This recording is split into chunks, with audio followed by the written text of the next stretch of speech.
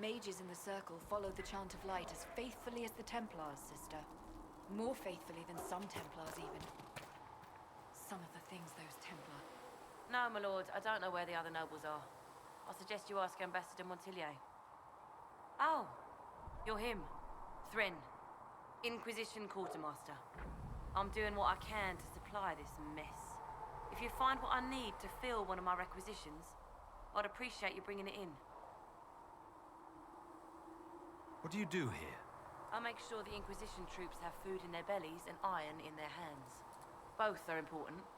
Lots of people expecting us to be heroes, marching all day to fight the demons. Turns out heroes need to dig latrines just like everyone else. How does someone end up as quartermaster for the Inquisition? I served for Eldon under Tenloge MacTier, best commanding officer this world has ever seen. After they all turned on him at Denerim, though, there wasn't much use for people who held that opinion. Queen Honora offered my services to the Inquisition. It was a kindness.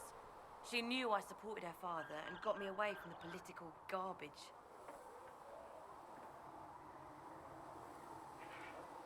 Your loyalty to the man you served is admirable, Quartermaster. Thank you. A lot of people seem to think they know what happened at Ostagar, but I was there. Tenloge never betrayed his king. If he'd brought the reinforcements, Darkspawn would have just killed everyone. He did what he had to do to save our country, and we betrayed him. I apologize. Sister Liliana told me I shouldn't talk about this. Just forget it.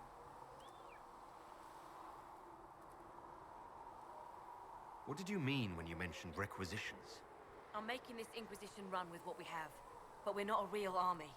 We're stretched thin on materials, so I've put up a requisition list for anything that could help our people. Here, take a look. You find some iron and a good logging site, maybe Harriet can get our troops better weapons. If I have material for a special order, do I bring it to you? Just take it over there. One of my boys will take the materials or jot down what you found. Farewell. Make her go with you.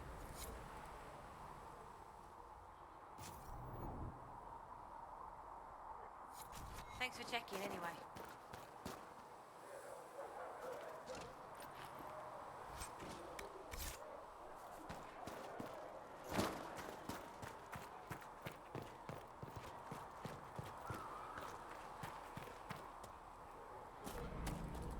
Master Harry said we weren't to sell Inquisition blades. But Harry doesn't know.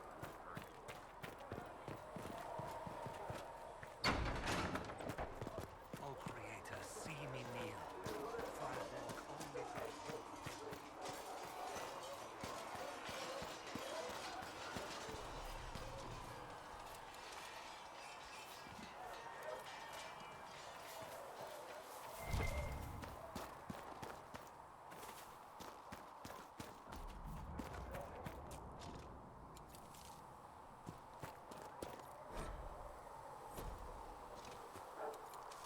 Might be something here. Better take a closer look.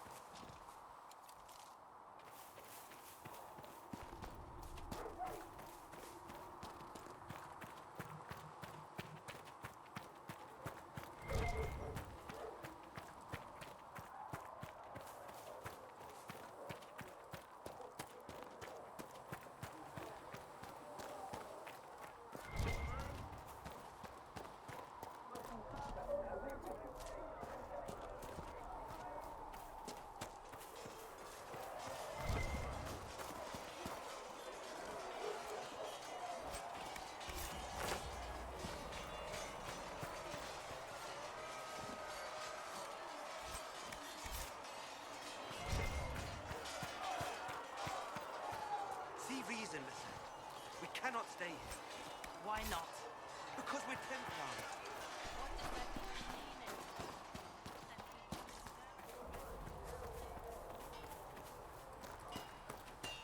If the Inquisition wants to field decent cavalry, it needs better horses.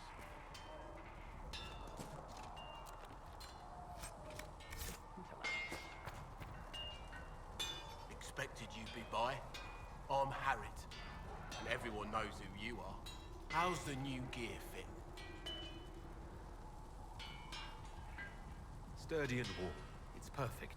Good. World's gone mad. Stock armor and blades are good against bandits, but we're not fighting bandits. My gear will see you through demons, apostates, whatever this world throws at you. So, you need custom work, something special. You bring the materials to us, we'll make it happen. What can you and your team make here? Arms and armor. We work iron to blighted dragon bone if you've got it. Our designs are simple, but they get the job done. You want something fancy, bring your own design. We'll see what we can do. What can you and your team make here? Arms and armor. We work iron to blighted dragon bone if you've got it. Our designs are simple, but they get the job done. You want something fancy, bring your own design. We'll see what we can do.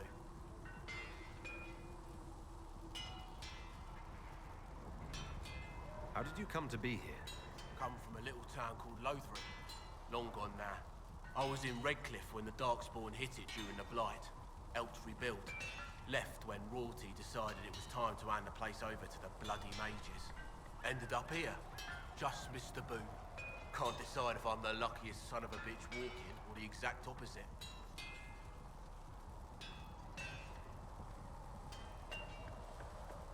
You're still walking. That's always good. True enough. Who outfits the Inquisition soldiers? Not me.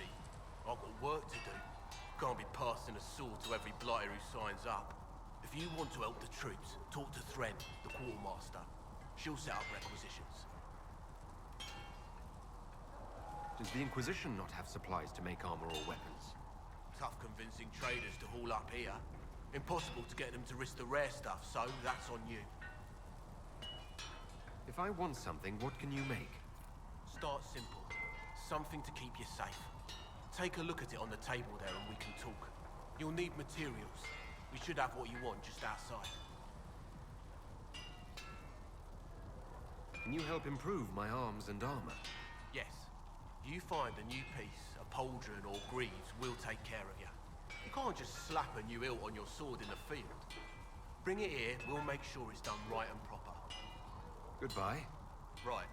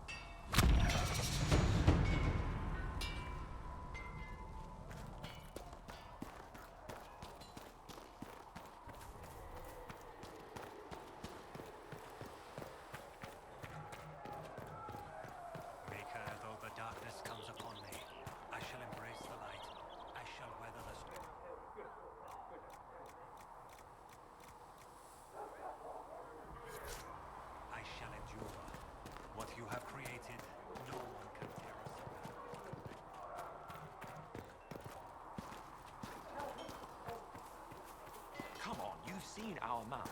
Most of them should be pulling plows.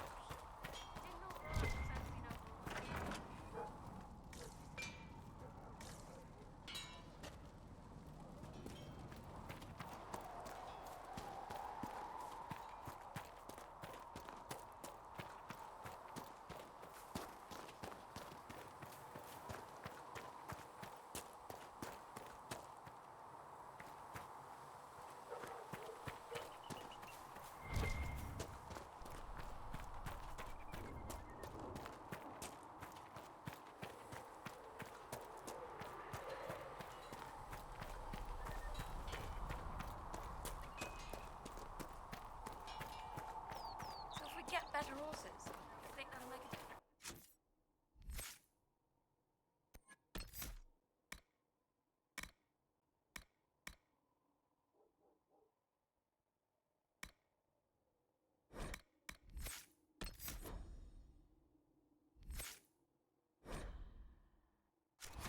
Master Dennett's horses.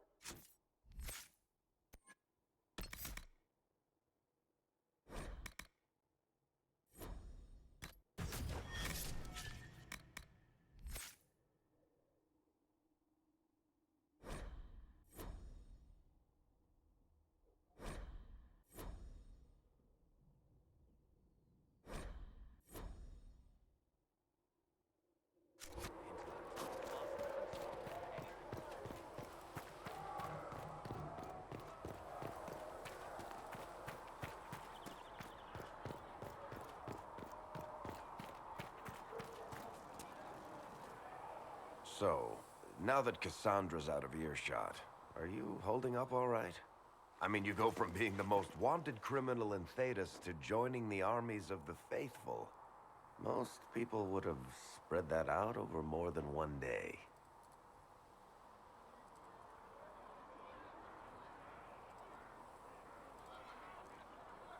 I don't even want to think about how many lives were lost on that mountaintop. A lot of good men and women didn't make it out of there. For days now, we've been staring at the breach, watching demons and maker knows what fall out of it. Bad for morale would be an understatement. I still can't believe anyone was in there and lived. If it was that bad, why did you stay? Cassandra said you were free to go. I like to think I'm as selfish and irresponsible as the next guy, but this... Thousands of people died on that mountain. I was almost one of them. And now there's a hole in the sky. Even I can't walk away and just leave that to sort itself out. It's pure luck that I escaped. Good luck or bad? You might want to consider running at the first opportunity. I've written enough tragedies to recognize where this is going. Heroes are everywhere. I've seen that. But the hole in the sky... that's beyond heroes. We're going to need a miracle. Need something? I've read your Tale of the Champion, and I have a few questions. That's a pretty common reaction. Go ahead. Where are the rest of Hawke's associates now? Merrill decided to look after the elves left homeless by the fighting. She's done a pretty good job of keeping them away from the mages and Templars, so far. I guess she has plenty of practice avoiding stupid human battles with her old Dalish clan. Fenris has kept himself busy, hunting down the Tevinter slavers who came south to prey on the refugees. I'm not sure exactly where he is at the moment. You can usually follow the trail of corpses, though. Sebastian went back to Starkhaven. I'm sure he's boring all sorts of people there. Hawke's little sister is in the Free Marches, helping some of the other survivors from the Kirkwall Circle. Aveline is still guard captain. I'm pretty sure Kirkwall would fall into the sea if she quit her job. Need something? I've read your Tale of the Champion, and I have a few questions. That's a pretty common reaction. Go ahead. What happened to the mage who destroyed the Kirkwall Chantry? The book never said. He fled Kirkwall with the mages from the Circle. Stayed with them a while, but he had to move on. Somehow a lot of mages blamed him for making them live as fugitives. I don't know where he is is now, and I don't want to know. In the book, you say that first Enchanter Orsino turned himself into a giant monster made of corpses. How? Why? Do I look like an expert on magical weirdness to you? Well, I can't tell you how. For the why, all I can say is he was desperate. Your book doesn't say what happened after the Arishok left Kirkwall. He kind of lost the tome of Coslin again, along with the thief. As I understand it, he returned to Parvalan to find the Kunari equivalent of a court-martial waiting for him. There's a new guy named Arishok now, and asking about the old one is a nightmare of logic and grammar. Carry on. Need something? The red lyrium we found at the temple seemed to upset you. My brother Bartrand and I sort of discovered red lyrium during an expedition in the Deep Roads. We located an ancient Tig, so old it barely looked dwarven. There was this idol there made of it. Bartrand brought it back to the surface, and, well, everything's gone downhill from there. So what is it? Just another kind of lyrium? The red stuff is lyrium like a dragon is a lizard. It's not just a different color. It has a whole host of weirdness all its own. I've written to every mining cast house in Orzammar. No one's seen this stuff before or knows where it came from. What makes it special? Regular lyrium can mess you up pretty badly, but you have to ingest it for that to happen. Red lyrium messes with your mind when you're just near the stuff. You hear singing, get violent, paranoid, and then it does creepy shit. Makes things float, brings statues to life. It also turned Kirkwall's Knight Commander to lyrium. Everyone's been kept at least 100 paces from it since. How did the red lyrium get in the Temple of Sacred Ashes? I don't know. So as far as I knew, the only piece to make it to the surface was destroyed. And the location of the Tig it came from is a secret. Did someone find more of it in the Deep Roads? That's not a cheery thought. I think that's enough on red lyrium. Yeah, not really my favorite subject. Need something? Can I ask you something, Varric? You want to talk about me? I'm flattered.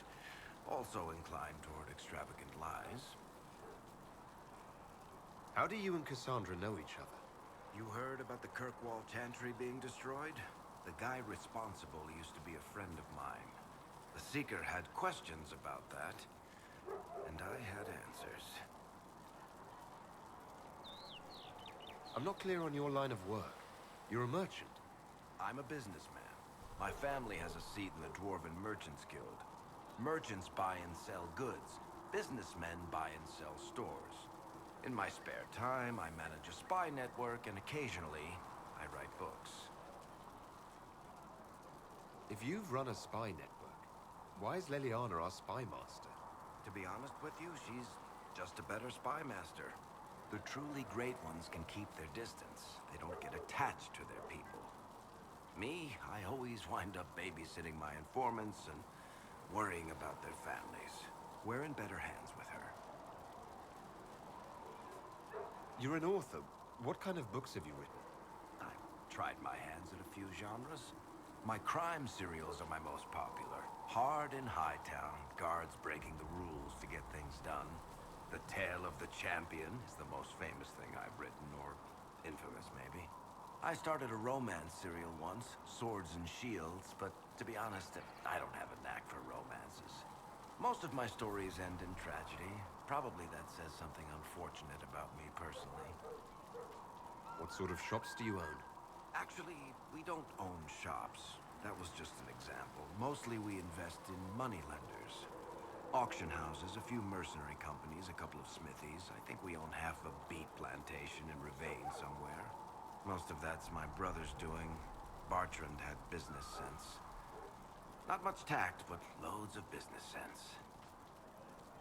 Where did you get that crossbow? I've never seen one like it. Bianca? She's one of a kind. I got her off a guy in Darktown. Took me a week to pry his dead fingers off the stock. Who's she named for? I can't tell you. And the reason for that is? Complicated. It's the one story I'll never tell. We just have to leave it at that. Are you from Ferelden? Or Ley? Free Marches, born and raised in Kirkwall. And despite whatever you've heard, no, Kirkwall's not that bad. Thanks, Varric. No problem.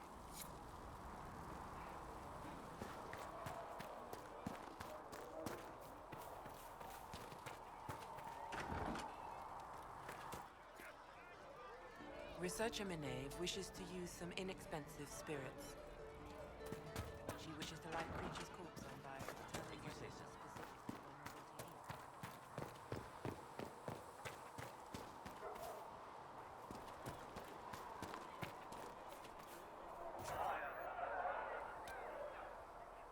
to heat. That'll help.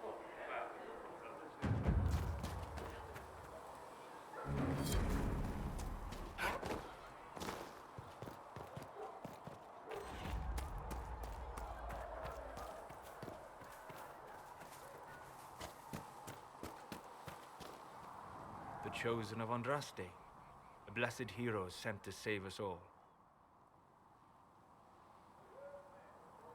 I didn't ask for this, but someone has to find a way to seal this breach. Spoken nobly indeed. You think I'm mocking you? This age has made people cynical. I've journeyed deep into the Fade in ancient ruins and battlefields to see the dreams of lost civilizations. I've watched as hosts of spirits clash to reenact the bloody past in ancient wars, both famous and forgotten. Every great war has its heroes. I'm just curious what kind you'll be.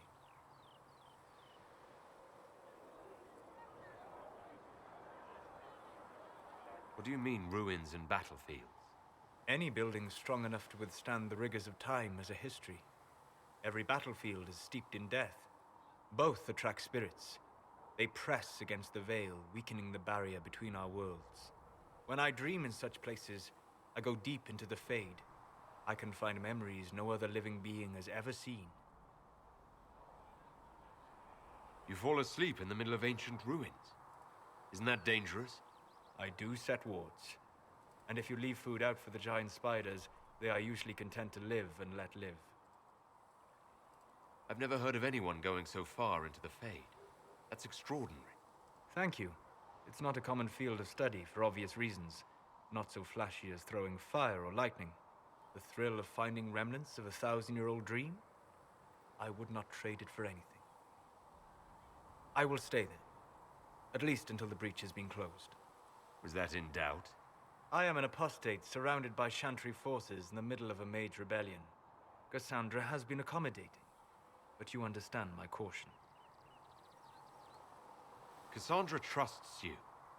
She won't let anyone put you into a circle against your will. Thank you. I appreciate the thought. But now let us hope either the mages or the Templars have the power to seal the breach.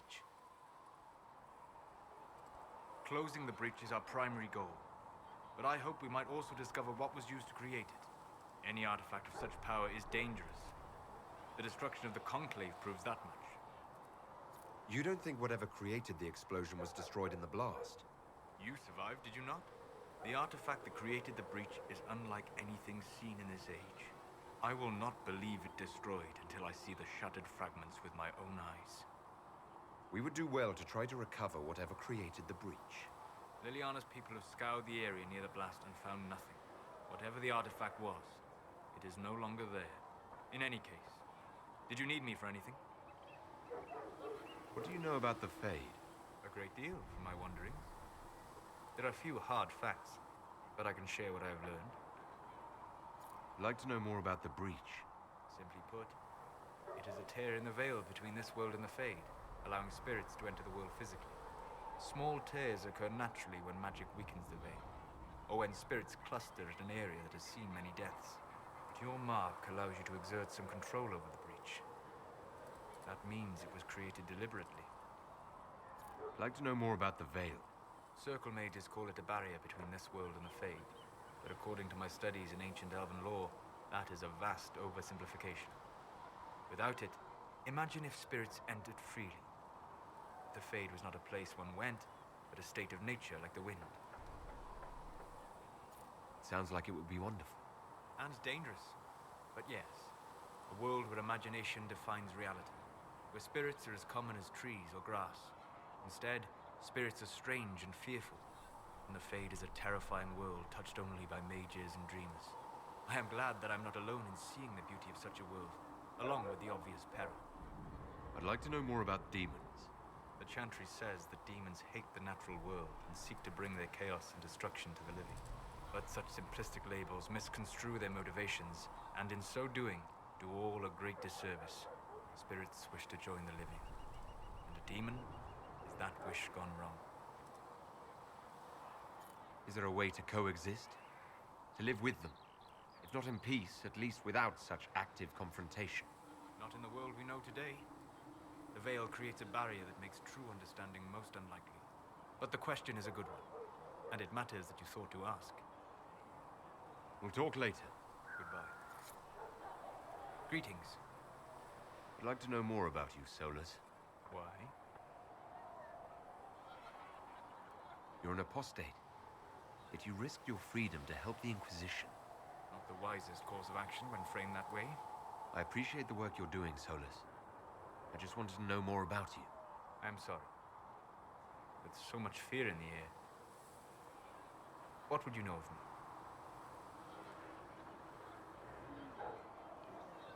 What made you start studying the Fade? I grew up in a village to the north. There was little to interest a young man, especially one gifted with magic. But as I slept, spirits of the Fade showed me glimpses of wonders I had never imagined. I treasured my dreams. Being awake, out of the Fade, became troublesome. Did spirits try to tempt you? No more than a brightly colored fruit is deliberately tempting you to eat it. I learned how to defend myself from more aggressive spirits, and how to interact safely with the rest. I learned how to control my dreams with full consciousness. There was so much I wanted to explore. I gather you didn't spend your entire life dreaming. No. Eventually, I was unable to find new areas in the Fade. Why? 2 reasons. First, the Fade reflects the world around it. Unless I traveled, I would never find anything new. Second, the Fade reflects and is limited by our imaginations. To find interesting areas, one must be interesting.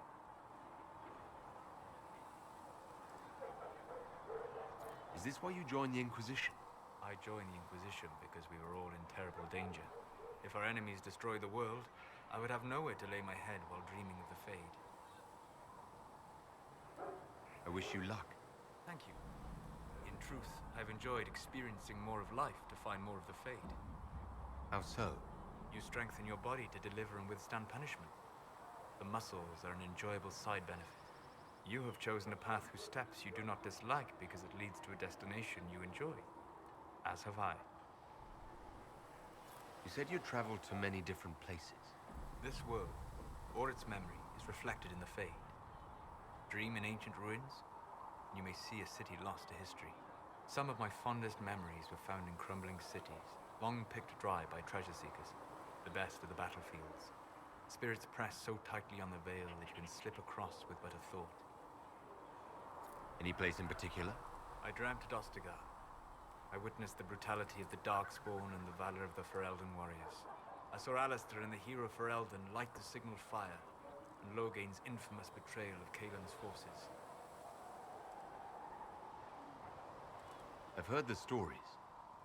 It would be interesting to hear what it was really like. That's just it. In the Fade, I see reflections created by spirits who react to the emotions of the warriors. One moment, I see heroic wardens lighting the fire, and a power-mad villain sneering as he lets King Caelan fall. The next, I see an army overwhelmed and a veteran commander refusing to let more soldiers die in a lost cause. You can't tell which is real. It is the Fade. They are all real. Have you always traveled and studied alone? Not at all. I have built many lasting friendships. Spirits of wisdom, possessed of ancient knowledge, happy to share what they had seen. Spirits of purpose helped me search. Even wisps, curious and playful, would point out treasures I might have missed. I don't know of any spirits by those names. They rarely seek this world. When they do, Their natures do not often survive exposure to the people they encounter. Wisdom and purpose are too easily twisted to pride and desire. You're saying that you became friends with Pride and Desire demons? They were not demons for me. Meaning? The Fade reflects the minds of the living. If you expect a spirit of wisdom to be a pride demon, it will adapt. And if your mind is free of corrupting influences, if you understand the nature of the spirit, they can be fast friends.